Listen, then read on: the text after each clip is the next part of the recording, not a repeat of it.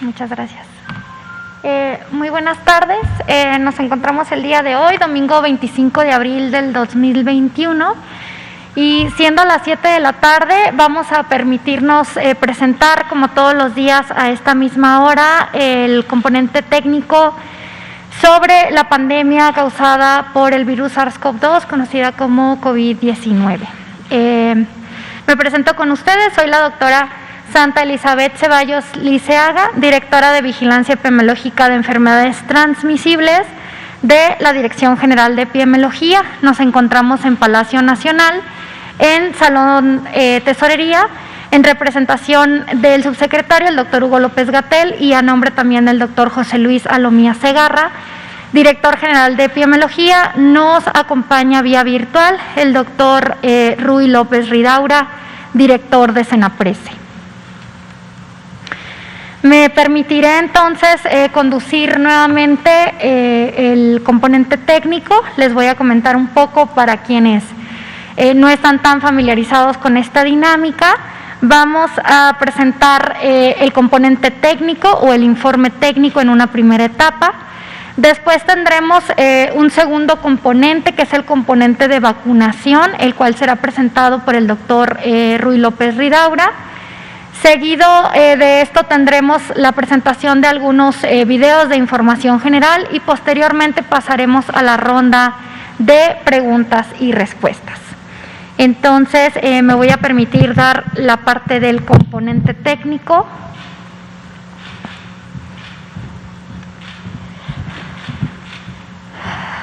Pues muchas gracias para quienes nos acompañan aquí desde Salón Tesorería.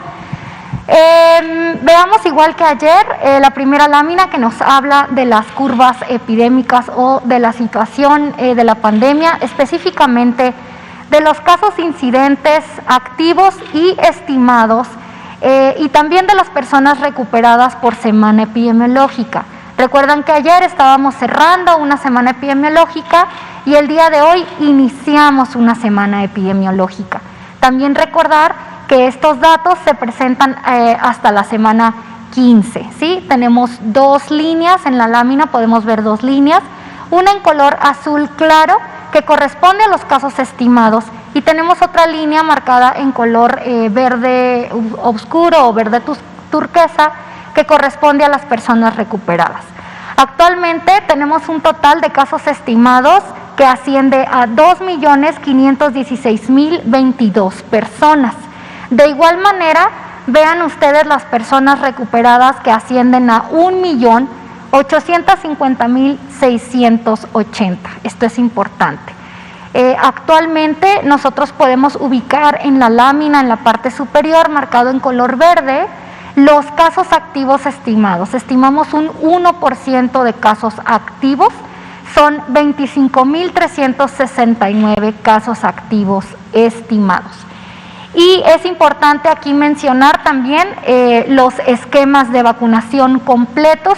Actualmente, o con corte al 24 de abril, que fue el día de ayer, un total de 5.830.079 esquemas completos de vacunación.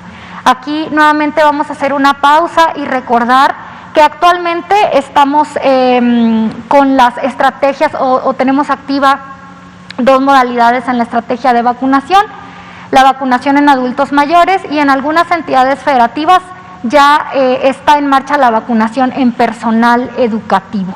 Aquí es importante mencionar y atender las recomendaciones que hemos dado en diferentes conferencias.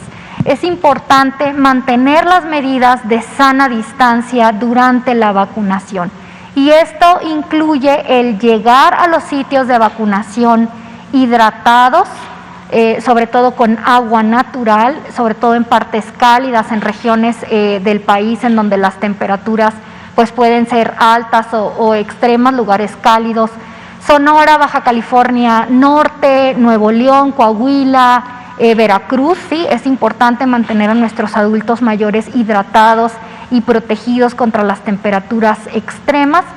También es importante recordar que no es necesario el ayuno previo a la vacunación, por lo cual la recomendación es que nuestros adultos mayores o en este caso el personal educativo, si es que son llamados a la aplicación de su vacuna, acudan también habiendo tomado sus alimentos, ¿no? Esto es importante.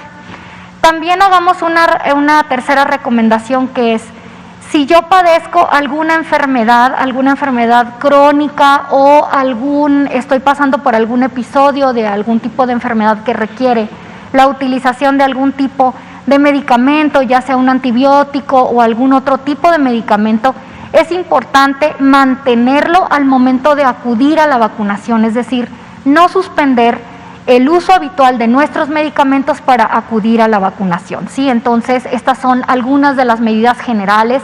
Recordar al momento de llegar al recinto en donde se nos va a vacunar, nuevamente portar nuestro cubrebocas, ¿sí? Mantenernos hidratados, mantener la sana distancia. Si pues tenemos un episodio de estornudo o de tos, también utilizar la parte interna del codo, ¿sí? El estornudo o tos de etiqueta, sin retirarme el cubrebocas. Si ustedes pueden ver, yo en este momento pues tengo el micrófono a una distancia, digamos, normal, estoy hablando y traigo colocado mi cubrebocas, por lo tanto no es necesario retirarnos nuestro cubrebocas para hablar.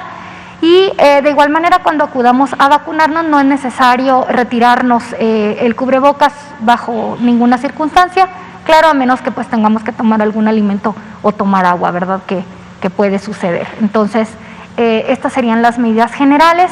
Y la última recomendación, pero no la menos importante, una muy importante, es el adecuado lavado de manos. Si nos encontramos ante una circunstancia en la cual no podemos lavarnos las manos, recordar traer nuestro alcohol gel con una concentración mínima del 60% y utilizarlo si es que manipulé algún objeto, si es que toqué alguna pluma o alguna superficie. Entonces, estas son las medidas básicas.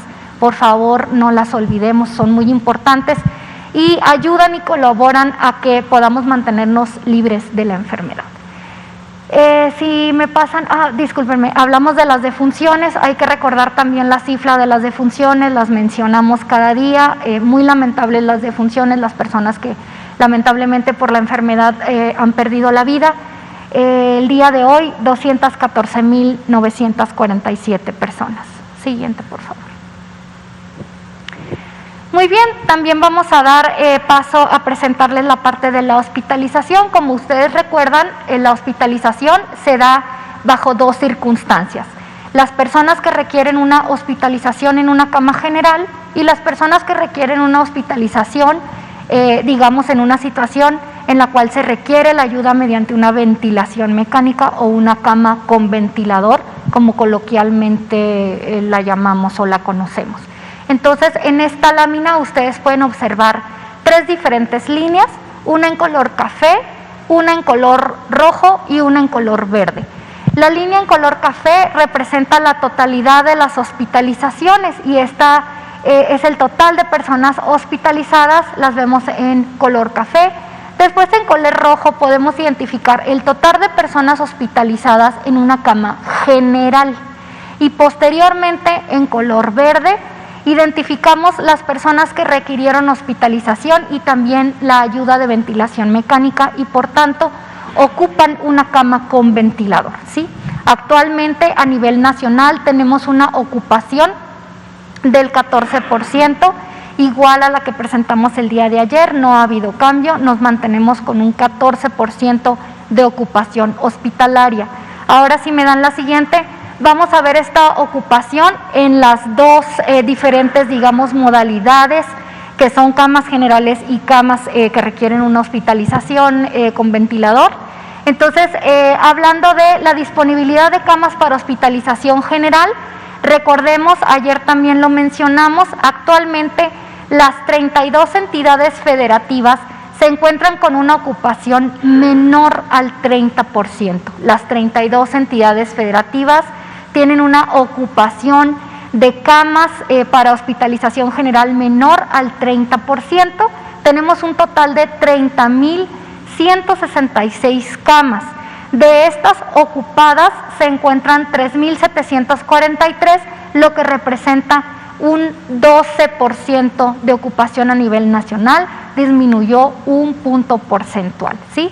Esto quiere decir que tenemos todavía libres 26.423 camas de hospitalización general disponibles.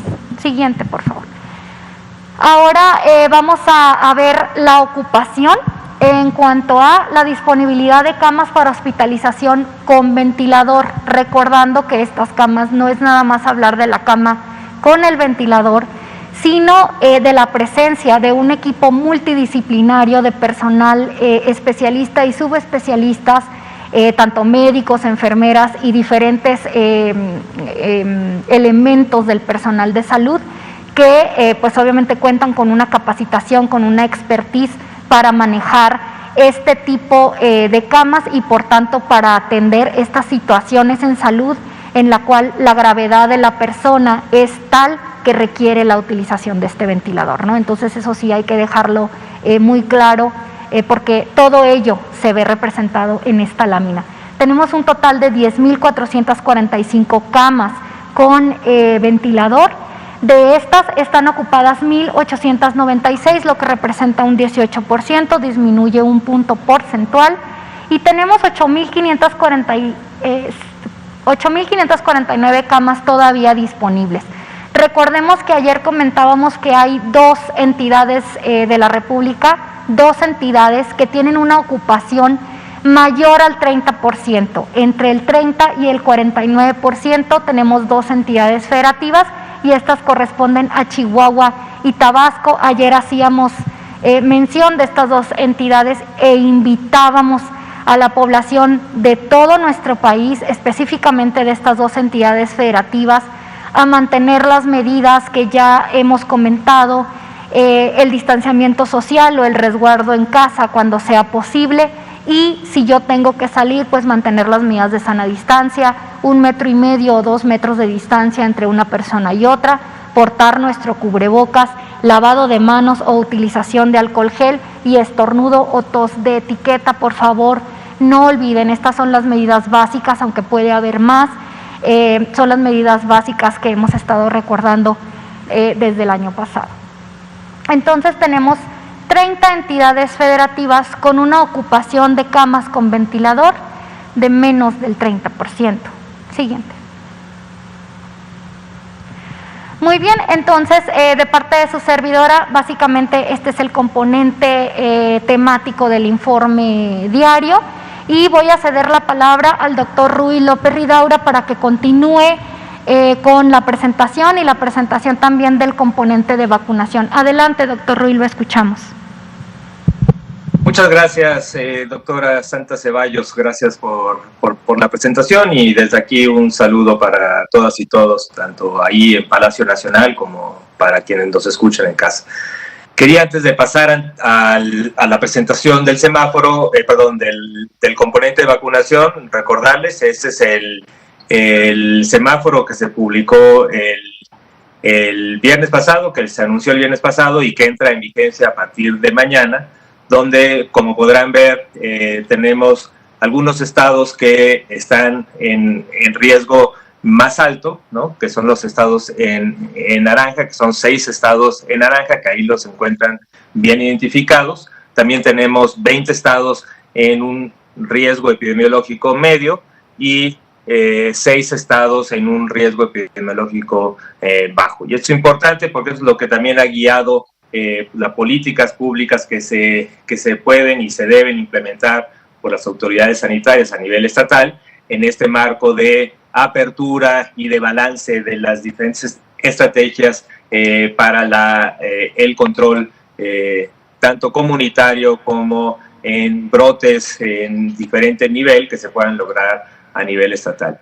Y eso también me gustaría el hacer énfasis en la primera diapositiva que presentó la doctora Santa Ceballos, donde se pudo apreciar la curva como recuerdan, la vez pasada, el domingo pasado, cuando abrimos la semana, hicimos el señalamiento de que había 10 entidades que se encontraban en esta alerta temprana, donde encontrábamos una tendencia ascendente de los casos estimados, y así se anunció tanto el domingo como también se comentó en el Pulso de la Salud del martes pasado. Sin embargo, como estamos viendo en la diapositiva que presentó la doctora Santa Ceballos, hoy domingo que estábamos abriendo una nueva semana epidemiológica, estamos abriendo con un descenso a nivel nacional del 28% de descenso en comparación con la semana previa, y esto también implica lo hemos visto para todas las entidades, y realmente estas 10 entidades que se encontraban con un ascenso también en la semana pasada, también se encuentran con una tendencia descendente, y la única entidad federativa que está abriendo en esta semana con una tendencia pues en meseta o pequeña ascenso es Quintana Roo. Y creo que también, gracias por pasar la diapositiva, también es importante señalar que si ustedes ven en comparación no solamente con la semana previa, sino con hace 2 semanas, podemos ver que también implica un descenso, no solamente con la semana previa, que ya habíamos abierto con un ascenso, sino también con hace 2 semanas. Y esto lo que significa es lo que hemos comentado ya en múltiples ocasiones de lo importante de estar viendo estas señales tempranas de potenciales alarmas, pero también viendo su traducción en lo que continúa en el tiempo, ¿no? La semana pasada veíamos estas 10 entidades con un riesgo posible de modificar su tendencia. Ahora lo estamos viendo que fue algo transitorio, pero de todos modos es importante no quitar el pie del renglón y mantener la alerta en estas entidades y en todas las entidades para encontrar los puntos de inflexión donde los cambios de tendencia pueden ser importantes. Y también quiero comentar esta semana, también con motivo de estos cambios o de alertas tempranas, también hemos tenido reuniones y tuvimos una reunión estratégica con las entidades federativas que estábamos viendo estas señales de alerta temprana para compartir tanto pues, las experiencias, las estadísticas locales o más locales, subestatales, para ver la identificación de estrategias específicas dentro de cada entidad federativa y poder tener este diálogo muy importante entre las políticas que se definen a nivel federal y las que finalmente se implementan a nivel local con la necesidad de tener estas políticas más cercanas cada vez a las personas. Entonces, esto es un dato positivo, esto es un dato importante de pensar que las señales de alarma parecen transitorias. Sin embargo, estaremos muy atentos a la evolución de la epidemia, porque también es importante aclarar que el riesgo de un rebrote, de un repunte de los casos es latente, sigue ahí, y estamos pendientes de identificar estas señales y darles seguimiento. Entonces, ahora sí, si me pueden pasar la primera diapositiva del bloque de vacunación. En esta diapositiva, como ya normalmente lo presentamos, esto es el número de dosis que se colocaron el día de ayer hasta las 9 de la noche, 192,320, igual en prácticamente casi todas las entidades. Como bien comentó la doctora Santa Ceballos, actualmente llevamos una estrategia concurrente en la que estamos, por un lado, en muchas entidades completando segundas dosis, esquemas de segundas dosis para adultos mayores.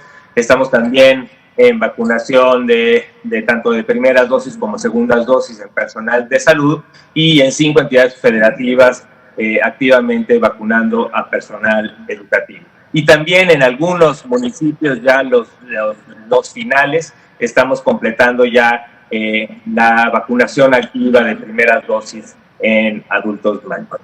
Si me pasa la siguiente, podemos ver el número acumulado de dosis que llevamos hasta el día de ayer, 16,410,034, y esto es lo que se ha aplicado durante toda la jornada de vacunación desde el 23 de diciembre hasta el día de ayer, y también siempre señalamos este número de hoy, 20,105 dosis que se han perdido durante la operación. Me pasan la siguiente para ver ahora el avance que hemos tenido en cada uno de los grupos específicos que de manera concurrente se están vacunando actualmente. Personal de salud tenemos un total de 968.694, la gran mayoría, 810.264 con esquemas completos, y en esta semana estaremos viendo un incremento en este número, dado que después de la revisión y validación de los censos en prácticamente todas las entidades federativas estaremos viendo vacunación activa en poder terminar el personal de primera línea y de segunda línea. El personal educativo en estas 5 entidades, prácticamente, como veremos en la siguiente diapositiva, y no me detengo, hemos estado terminando ya en estas 5 entidades.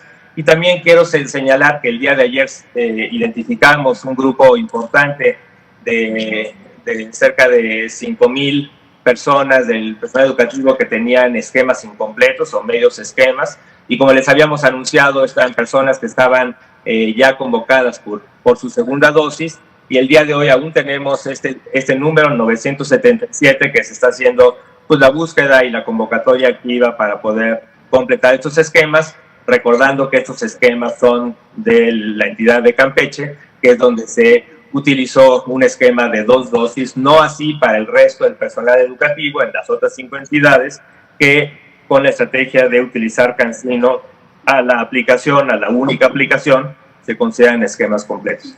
Y al día de hoy reportamos en ese avance preliminar que tenemos de los sitios de vacunación, un total de 10.632.281 adultos mayores que han recibido al menos una dosis. Y como podrán ver, tenemos un número de un poco más de 4,5 millones con esquemas completos y un poquito más de 6 millones con medios esquemas, que esto es gran parte del enfoque que estaremos teniendo tanto en esta semana como en las próximas tal vez 2 semanas para terminar los esquemas completos en adultos mayores. Si me pasan la siguiente, esto es nada más para mostrar el avance que tuvimos en estas entidades. Campeche ya realmente desde hace ya algunas semanas se terminó la vacunación activa de personal educativo, llegamos a casi 90% del censo estimado originalmente para la vacunación, y tenemos las 5 entidades que están activamente vacunando, pero prácticamente ya en el cierre en este fin de semana. Recuerden que esto es el reporte hasta el día de ayer, pero al día de hoy gran parte de las entidades han seguido vacunando, y es posible que mañana podamos ya reportar el cierre de la vacunación activa en las entidades. Pero tenemos un buen avance en Chiapas, Coahuila, Nayarit, Tamaulipas y Veracruz. Prácticamente Coahuila, Nayarit y Veracruz llegando al estimado de la meta para completar esquemas de vacunación. En Chiapas y Tamaulipas también estamos en un proceso activo de vacunación, y es posible que también lleguemos a números similares de la meta originalmente planeada. Si me pasan la siguiente. Esto es el reporte de los eventos supuestamente atribuibles a vacunación. Como lo hemos comentado, esto es parte de la información que recolectamos día con día en este sistema reforzado de farmacovigilancia, en donde tenemos a todo, con base en unos lineamientos que se publicaron a finales del año, se han reforzado con la estrategia de vacunación para COVID, y lo que implica este sistema es en cada unidad de salud, tanto públicas como privadas, donde se presenten algún tipo de evento que posiblemente temporalmente esté asociado a la aplicación de una vacuna, se reporta, se registra y se identifica y se clasifica en forma ya sea un evento leve, un evento grave. Realmente el sistema está enfocado a reforzar la vigilancia de identificar lo atribuible o no atribuible a la vacunación, especialmente en estos casos graves, y tenemos un comité federal que revisa caso por caso con la colaboración muy importante de cada entidad, en donde la entidad recolecta los datos y así el comité de expertos puede dictaminar si en efecto está causalmente atribuible. Algunos casos están asociados en esta ventana de observación, principalmente los de característica anafiláctica o alérgica, pero muchos otros casos se asocian temporalmente, la gran mayoría leves. Estos 254 casos representa menos del 2% del total de los casos o de eventos supuestamente atribuibles, son los que se están estudiando activamente para su dictaminación. La siguiente, por favor. Importante, el día de hoy, en la madrugada, recibimos un nuevo lote de vacunas de Sinovac de 500,000 dosis se recibieron en la mañana, pero una cosa que sí me gustaría recalcar es que se recibió, pero aún tenemos pendiente una serie de estudios analíticos. En general, todas las vacunas que recibimos vienen acompañado de una serie de estudios analíticos que precisamente hablan de la calidad del proceso de envasado, lote por lote, y todas las empresas que nos están enviando vacunas tienen que mandar esos certificados de análisis que revisa COFEPRIS, y una vez que se revisa y se dictamina y se dice en efecto, se puede liberar esta vacuna. Sin embargo, estas dosis llegaron todavía con algunos pendientes, hay algunos certificados que están pendientes y por lo tanto todavía no se pueden utilizar. Son dosis que tienen que mantenerse en resguardo hasta recibir y estar seguros que son vacunas que cumplen con todos los estándares de calidad, de seguridad y de eficacia que se requieren para su aplicación en la población. Y quiero hacer hincapié en esto por dos cosas. Uno, por la importancia de que la población esté segura y convencida de que tenemos un mecanismo regulador potente, fuerte, estricto, en el que no se permite poder tener vacunas que no cumplan con los estándares de calidad, que no cumplan con los estándares de eficacia y de seguridad. Y por lo tanto, no se va a aplicar esta vacuna hasta estar seguros que son seguras. Pero por otro lado, también para una comunicación hacia la población, entendemos mucho de lo que está dirigido esta vacuna de Sinovac, que es para completar segundas dosis, esquemas, varias entidades federativas que estuvieron aplicando Sinovac de primeras dosis en los últimos días de marzo, que estaban esperando dentro del periodo, en la próxima semana, recibir su segunda dosis. Para el caso de Sinovac, como se ha comentado, se tiene una posibilidad de aplicar a los 28 y hasta los 35 días. Y es posible, y por eso quiero recalcarlo, que existan municipios que, dado este embarque que viene atrasado y que viene incompleto con las pruebas, es posible que tengamos que extender algunos días y que existan municipios que inicien su segunda dosis en el día 36, 37 o día 42, y que estén seguros que lo que implica esto no tiene un impacto en la respuesta inmunológica, es decir, la eficacia o efectividad que se logrará después de la segunda dosis, no simplemente que estamos alargando una semana más posiblemente el periodo en el que las personas solamente tienen la protección de una dosis y que todavía necesitan completar su esquema. Y esto es un llamado a la población de que estamos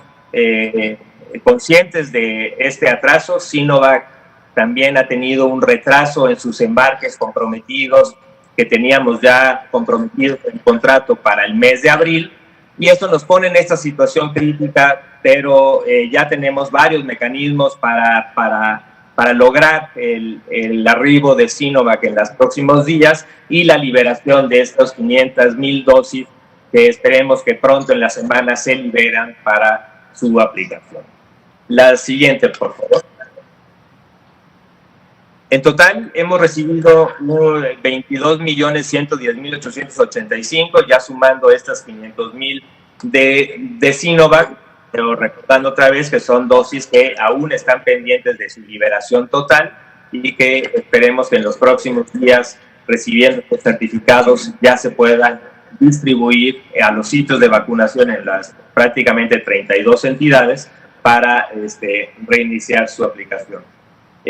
Un esfuerzo que también hemos hecho y agradezco mucho a las entidades federativas. Había varias entidades federativas que tenían remanentes de Sinovac para programación de segundas dosis en mayo, y dada la fortaleza de esta estrategia federal, hemos logrado el poder concentrar las dosis y poder llevar a los municipios de mayor urgencia para así poder, una vez que se liberen esto, poder ir a los municipios que podamos reiniciar esta vacunación. Ahora, si me pasan la siguiente, esto es el programa. Todos los días presentamos este programa, estamos cerrando este embarque de vacunas para esta semana. Ya la siguiente semana aprovecharemos para abrir con las expectativas, pero sí quiero algunas puntualizaciones sobre esto. En general, ya tenemos también la seguridad de un embarque adelantado de Pfizer-BioNTech. Es posible que tengamos una recepción de más de 2 millones de dosis en la próxima semana. De AstraZeneca aún no tenemos la cantidad de que podamos recibir. CanSino, semana con semana se están liberando y validando por parte de COFEPRIS, y ya les podremos decir la cantidad. Estamos concentrando las dosis de CanSino para la estrategia de personal educativo. Y para el caso de Sputnik, que también junto con Pfizer y BioNTech han sido las empresas que han cumplido en tiempo y forma en sus entregas, tenemos ya lo comprometido para el mes de abril está logrado. Sin embargo, también, y agradezco mucho al esfuerzo que también ha hecho Birmex en la negociación con el Instituto Gamaleya y con el gobierno ruso para lograr un adelanto, y es posible que tengamos una buena cantidad del primer componente para seguir expandiendo en la década de 50-60.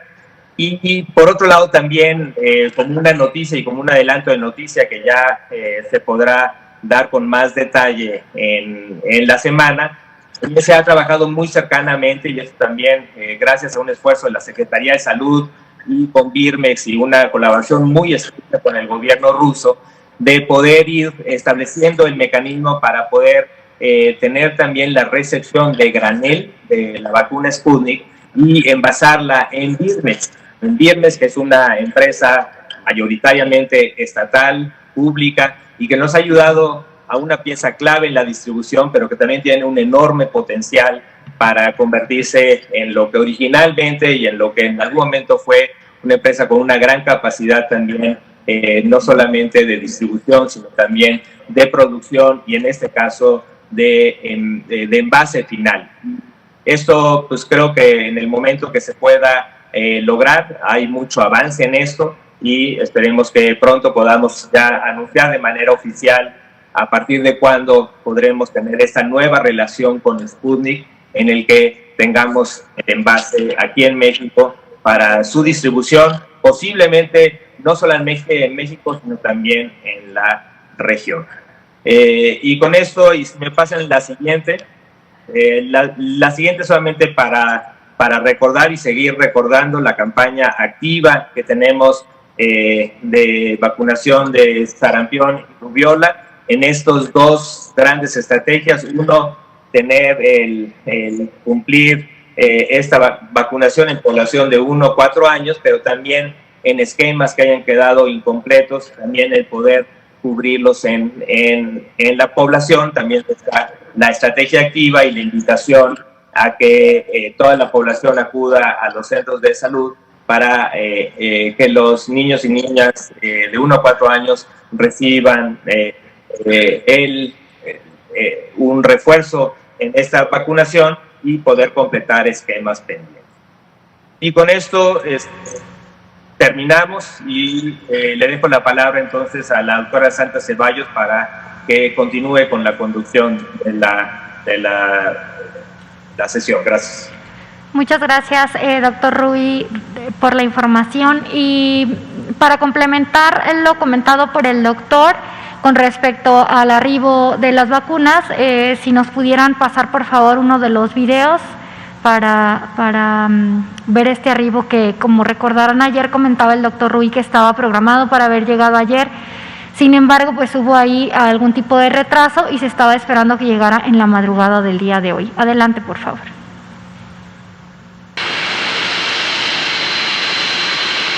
En punto de las 23:52 horas de este sábado 24 de abril, México recibió un nuevo embarque de vacunas contra la COVID-19 producidas por la farmacéutica Sinovac Life Sciences Company Ltd, con 500,000 dosis envasadas para avanzar en la vacunación contra el virus SARS-CoV-2. El séptimo embarque arribó a la Terminal 1 del Aeropuerto Internacional de la Ciudad de México Benito Juárez, que sumado a los anteriores hacen un total de 5 millones de dosis envasadas por este laboratorio con sede en China. Desde el 23 de diciembre de 2020, México ha recibido 19.478.725 dosis de vacunas envasadas por las farmacéuticas Pfizer-BioNTech, AstraZeneca, Sinovac, CanSino Biologics y Sputnik V, producida por el Centro Nacional de Investigación de Epidemiología y Microbiología Gamaleya. Asimismo, en nuestro país, el laboratorio Drogmes ha envasado 2.632.160 dosis de la vacuna CanSino Biologics, lo que hace un total de 22.110.885 dosis. Con estos embarques recibidos, continúa la Estrategia Nacional de Vacunación para combatir el virus SARS-CoV-2, causante de la COVID-19 en México. Muy bien, pues como pudieron comprobar, las vacunas afortunadamente y gracias a la gestión que se está llevando a cabo continúan arribando. Como ya lo ha comentado también el señor subsecretario, conforme las vacunas se están produciendo en el mundo, los diferentes países estamos recibiendo las vacunas en cumplimiento a los diferentes acuerdos y las diferentes gestiones que se han realizado entre los países, obviamente dependiendo de la diversidad de las vacunas que se han creado, que han sido autorizadas en nuestro país. Pues recordarles que COFEPRIS está involucrado 100% en la garantía o en garantizar que todas las vacunas que estamos utilizando en nuestro país son seguras, ¿no? Entonces esto es importante, es un mensaje creo que no debemos olvidar y no debemos de dejar de transmitirle a la población, que independientemente del biológico que me corresponda que me apliquen cuando me corresponda mi vacunación, ya sea por grupo de edad o por diferentes estrategias, en este caso ya saben que tenemos personal de salud y tenemos personal educativo, lo importante es recibir nuestra vacuna, ¿no? Estar atentos al llamado cuando nos corresponda acudir a nuestra vacunación. Todas las vacunas, todas ellas son seguras, ¿sí? No hay una preferencia en particular de decir esta sí sirve, esta no, esta me gusta, esta no me gusta. En realidad, pues hay que tener siempre muy presente el gran esfuerzo que se está haciendo en nuestro país por la recepción y por la gestión para poder tener estas vacunas, y como lo comenté, todas ellas son seguras. Otro mensaje es que todas ellas son gratuitas. No olvidemos que las vacunas en nuestro país son gratuitas, que nadie debe de estarme cobrando por llenar un papel o por apartarme un lugar en la fila, ni bajo ninguna otra circunstancia. Si ustedes detectan que esto está sucediendo, por favor repórtenlo, porque las vacunas en nuestro país, sobre todo, hacemos el reforzamiento. Todas las vacunas en nuestro país para SARS-CoV-2 o COVID-19 son gratuitas y nadie tendría por qué estarles diciendo lo contrario o cobrándoles bajo ninguna circunstancia, ¿sí? Fíjense que el día de hoy tenemos varios mensajes importantes que transmitirles y cerrando un poco el bloque de vacunación, al cual agradecemos al doctor Rui que nos haya dado todo este apoyo y toda esta información.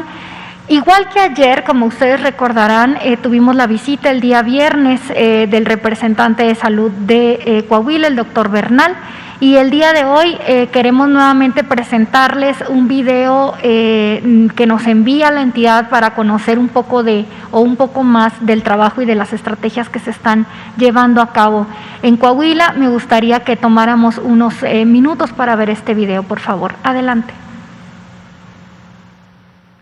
A los que trabajamos en área COVID nos tocó vivir situaciones tristes con sentimientos encontrados, en su mayoría devastadores. Sin embargo, no todas las experiencias fueron negativas, ya que también nos tocó atender muchos pacientes que lograron vencer esta temible enfermedad. En esta batalla perdimos abuelos, padres, hermanos, compañeros de trabajo. pero sobre todo no perdimos la esperanza. Nosotros, como médicos de primera línea, estamos orgullosos de dejar nuestro máximo esfuerzo en nuestros pacientes. Y dejando en claro que nunca lo hicimos buscando reconocimiento, sino cumpliendo con nuestra obligación de servir al enfermo. Sin distinción de clases sociales y raza. Seguiremos combatiendo esta enfermedad con la mejor actitud. Y sobre todo, honrando a todos aquellos que no están con nosotros. Orgullosos de pertenecer al Hospital General Torreón.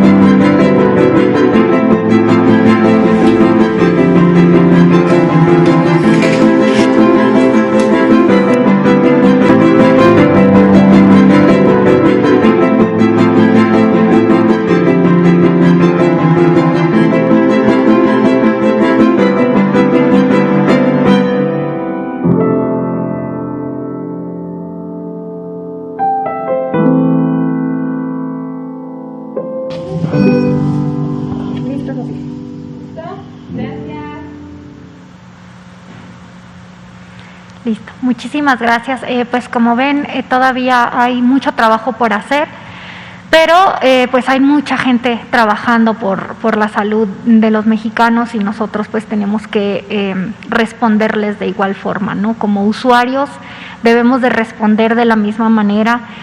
Ya lo comentábamos, mantener las medidas de sana distancia, las medidas básicas, recordar que también podemos ventilar nuestros espacios. Si nos encontramos en espacios cerrados, hay que tratar de mantener estos espacios ventilados, promover obviamente la iluminación natural, abrir las ventanas, que entre el sol y otras medidas que ya hemos comentado anteriormente. Como les comenté, hay varios mensajes que dar el día de hoy. Veíamos que hay una disminución en esta curva epidémica, sin embargo, recuerden que la epidemia sigue, la epidemia no se ha detenido y si bien se ve un panorama favorecedor, pues eso no quiere decir que debemos olvidar todo lo que durante el año pasado y este año hemos venido recordando.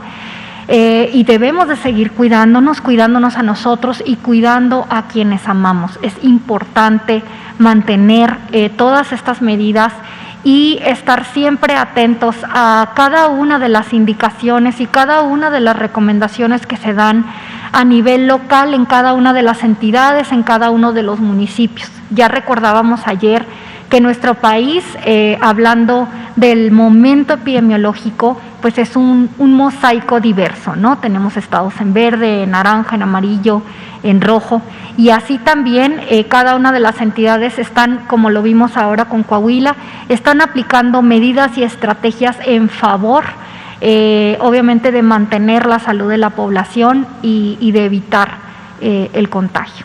Entonces hay que mantenernos atentos a estos y me gustaría mostrarles algunas láminas extras de información antes de pasar al componente de preguntas y respuestas.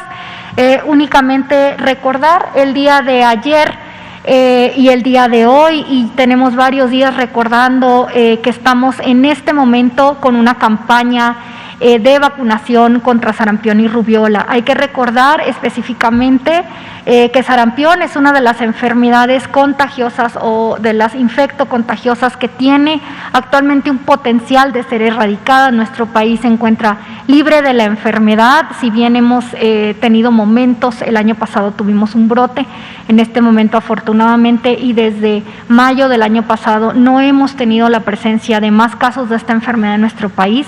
Sin embargo, pues la estrategia o una de las estrategias principales es la vacunación. La vacuna protege contra sarampión y contra rubiola y la vacuna SRP previene contra sarampión, rubiola y parotiditis. Tenemos estas 2 vacunas en nuestro país, también son gratuitas, están inmersas en el esquema de vacunación que tenemos y es importante promoverlas y conocerlas. Recordar lo que les decía el día de ayer, agradeciéndoles que los medios de comunicación identifican estos mensajes claves, y uno de los mensajes más importantes que podemos dar también como componente de salud pública es que mientras exista un país con sarampión, todos los países estamos en riesgo de tener sarampión, ¿sí? Esto es importante no olvidarlo. Y hablando específicamente de esta campaña, el día de ayer nos hacían la pregunta, el comentario, algunos de los compañeros reporteros que nos visitaban ayer, cómo está armada esta estrategia, o cuántas son las vacunas que se pretenden aplicar y en quiénes o a quiénes va dirigida. Recordar que esta campaña va dirigida a los niños de 1 a 9 años, que está dividido en 2 grandes grupos. Una campaña de seguimiento para niñas y niños de 1 a 4 años de edad, a los cuales se les aplicará una vacuna de SR. Se pretende, o la meta es 8.6 millones de dosis, y tenemos una segunda fase o un segundo componente dentro de esta campaña, que son las actividades de puesta al día con la vacuna de SRP, sarampión, rubiola y parotiditis. Esta va dirigida a niñas y niños de 1 a 9 años de edad, y la meta son 3.9 millones de dosis para una meta total de 12.5 millones de dosis. Esto es importante mencionarlo. Y si me pasan la siguiente, también es importante recordar que el día de hoy, 25 de abril, es el Día Mundial de Paludismo. Recordar que el paludismo es una enfermedad transmitida por vector, es una enfermedad que en nuestro país y en varios países de América y del resto del mundo existe, y que esta enfermedad también debemos de prevenirla, de luchar contra esta enfermedad. Es una enfermedad producida por un parásito y, como lo dije, se transmite por un vector. La sintomatología, fiebre, dolor de cabeza, escalofríos. Si me pasan la siguiente, hay que recordar que en zonas endémicas de paludismo, o en zonas en donde sabemos que existe paludismo y que existe el vector, pues hay algunas medidas también preventivas que debemos de tener siempre en cuenta. Por ejemplo, si realizamos actividades exteriores, pues lo ideal es evitarlas, y si tenemos que hacerlo, pues que estas no sean al amanecer o al atardecer, ya que el vector, ese es el horario en que el vector está, digamos, en el medio ambiente, ¿no? En el horario en el que este vector o este mosquito, que es quien transmite la enfermedad, pues se encuentra activo, se encuentra despierto. El uso de repelente, el uso de manga larga también si tenemos que estar en exteriores, y sobre todo la eliminación del criadero. No olvidemos que los criaderos son estos lugares en donde el mosco se va a reproducir, que los criaderos sobre todo se encuentran cerca de nuestro domicilio o incluso al interior de nuestras casas. Si nosotros tenemos depósitos de agua, recordar que al mosco el vector le gusta el agua limpia y el agua estancada. Si yo tengo agua limpia y estancada, como un jarrón o algún depósito de agua que no está tapado, ahí se puede reproducir este mosco, este vector, y estaríamos expuestos. Entonces, esos son los mensajes que tenemos el día de hoy, y recordar también que cada 25 de mes es día naranja. Básicamente esos serían los mensajes del componente, y pasaríamos a preguntas y respuestas. Le solicitaría a cada uno de los compañeros que nos acompañan recordarme su nombre y de qué medio nos acompañan. Adelante, por favor. Rápidamente, una pregunta referente, Juan Hernández del periódico Basta del Grupo Cantón, referente a estos estados en donde se ha registrado el descenso, si nos pueden explicar qué medidas fueron las que se tomaron, y sobre todo en el caso de la Ciudad de México y del Estado de México, que son donde se reporta el mayor número de casos, cómo se ha venido trabajando y cómo se ha venido precisamente previniendo esta situación de evitar un posible rebrote. Gracias. Muchísimas gracias. Pues miren, recordando, ya lo hemos venido mencionando, no es solamente una estrategia, es un cúmulo de estrategias los que apoyan obviamente a tanto la disminución de la transmisión de la enfermedad, ¿no? Recordar que una de ellas, dentro de las más importantes, tenemos el distanciamiento social, el mantenernos dentro de casa si no tenemos otras actividades que salir a hacer. También el recordar que ante la aparición de cualquier signo o síntoma, me quedo en casa. Esto es lo principal también. ¿Por qué? Porque eso nos habla de que si yo me siento mal o siento que estoy enfermo, en ese momento hago mi resguardo. Hay otras actividades, ya mencionamos el uso del cubrebocas, el mantenerse en casa, el estornudo de etiqueta, el lavado de manos, ¿verdad? Pero específicamente cada una de las entidades federativas, dependiendo, digamos, del semáforo, es el tipo de estrategia que toman para el resto de la población, ¿no?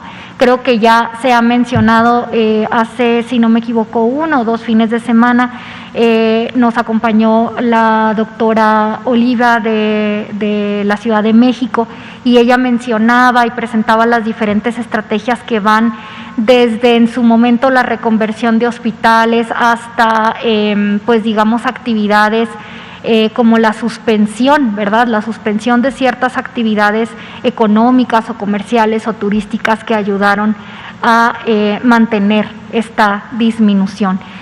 Igual, y aprovechando que está el doctor Ruy López Ridaura con nosotros, si él quisiera complementar la respuesta, adelante.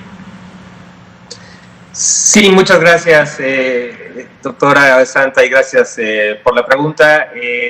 Digo, como comenta la doctora Santa, tampoco es fácil el poder saber qué fue exactamente lo que hizo por un lado, el cambio de la tendencia que vimos en la semana pasada y ahora el descenso que estamos viendo.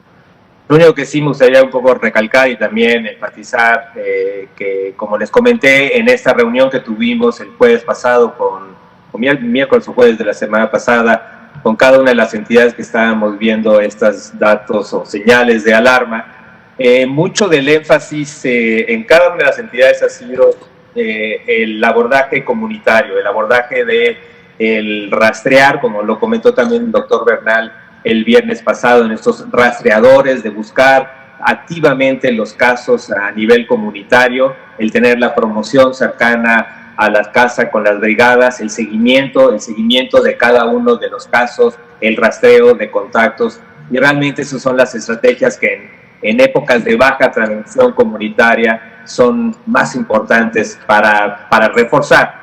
Y mucho también de la discusión técnica también con Ciudad de México y con Estado de México también era un poco la señal que implica la búsqueda activa de casos, que implica también cuando uno busca más activamente y tiene una activación importante de las brigadas, pues encuentra más casos, ¿no? Y muchas veces esto se traduce en un ascenso, pero por otro lado se traduce también en una disminución de la positividad, como también mostramos el viernes pasado. Entonces, digo, es un conjunto de acciones y creo que es parte de lo esperado en esta fase de la epidemia, baja transmisión comunitaria y un gran abordaje comunitario para el seguimiento temprano de los casos y el rastreo de contactos. Muchísimas gracias, doctor. Siguiente pregunta, por favor, si nos recuerda su nombre y de dónde nos acompaña. Sí, gracias. Ignacio de Alba, de Pie de Página. Buenas noches. A ver, han dicho que son 16 millones de adultos mayores los que se van a vacunar, pero hasta el momento solo se han logrado poner 6 millones más o menos, ¿no? 5.800.000 dosis completas. Preguntarle cuándo creen que logren vacunar a todas las personas de la tercera edad. Tengo otra pregunta. Muy bien, muchísimas gracias por la pregunta, ya que esta se refiere al componente de vacunación, aunque ya ha sido comentado también el censo que tenemos de adultos mayores y estos cambios o esta variabilidad en los números que dependen también de la parte de la aceptación, ¿no? Pero específicamente hablando de cuándo se espera completar, pues le solicitaríamos el apoyo al doctor Ruy para que él pueda explicar un poco. Adelante, doctor Ruy, lo escuchamos. Sí, muchas gracias. Digo, es importante, ya lo aclaramos también ayer y lo acaba de mencionar la doctora Santa. El estimado inicial de estos cerca de 15 millones, un poco más de 15 millones, es un estimado que teníamos con el censo de INEGI. Hay que tener en cuenta que también, especialmente en los adultos mayores, pues hay mucha modificación de ese censo original. La parte importante también son pues defunciones en este grupo de mayor edad. Entonces este es un censo, es un estimado inicial que no necesariamente refleja la meta, y lo más probable, por los datos que tenemos, es que está sobreestimado. Por otro lado tenemos la aceptación, y por eso hemos y lo hemos enfatizado de que no estamos con la expectativa de llegar a los 15 millones.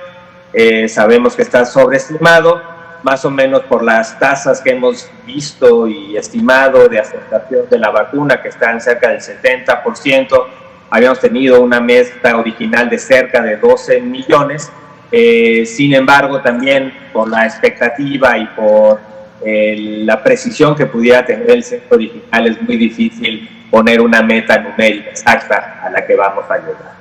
Ahora, lo que sí podemos asegurar es que se han abierto y activado sitios de vacunación en todos los municipios. Todos los municipios han tenido y hemos activado múltiples sitios de vacunación en todos los municipios.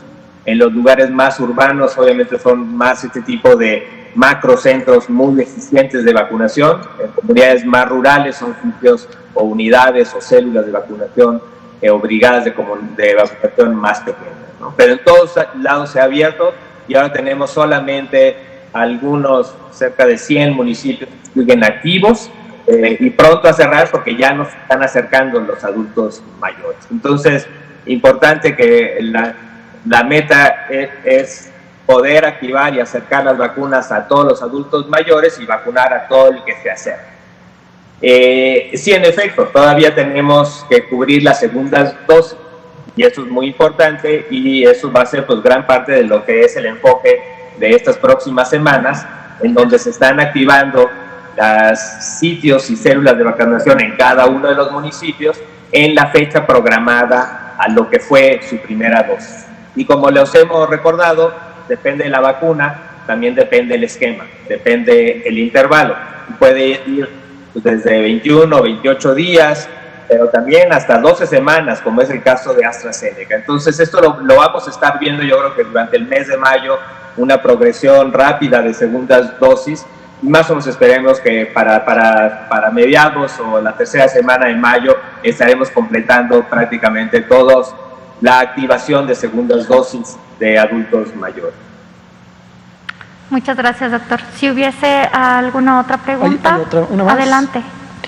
Preguntarle sobre los ESAVIS que ustedes presentan aquí, si todos son de gente que se vacunó en México o si hay gente que se vacunó en Estados Unidos o en otros países, y también se registran ESAVIS pero ya aquí en México, y si hay algún tipo de monitoreo de las personas que se vacunan en Estados Unidos, pero que ustedes hagan. No lo sé. Sí, claro. Muchas gracias por la pregunta, y creo que es una pregunta muy importante.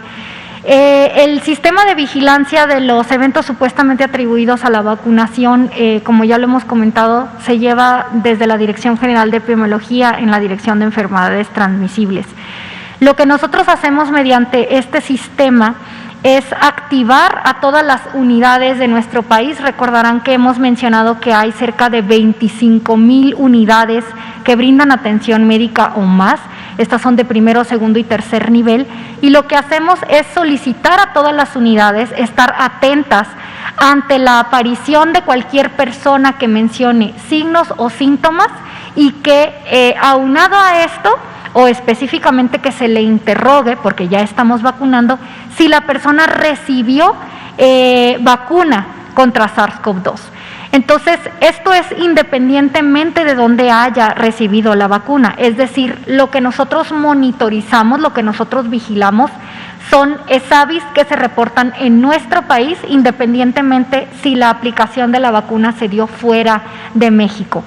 Esto pues es importante que ustedes conozcan el mecanismo de notificación, que es a través de donde captamos los datos, es cualquier persona, y aprovecho el espacio, cualquier persona que haya recibido la vacuna contra SARS-CoV-2 de cualquiera de las marcas en cualquiera de las entidades o fuera de nuestro país, Si presenta posterior a la aplicación de esta vacuna en los primeros 30 días cualquier signo o síntoma, hay que acudir a nuestra unidad de salud, ya sea pública o privada, y reportarlo. De esta manera la unidad se enlaza con la jurisdicción sanitaria que le corresponde, se llena un estudio epidemiológico que tiene las mismas preguntas para absolutamente todos. Esto nos da homologación entre lo que se pregunta y lo que podemos analizar, y entonces ustedes lo ven reflejado.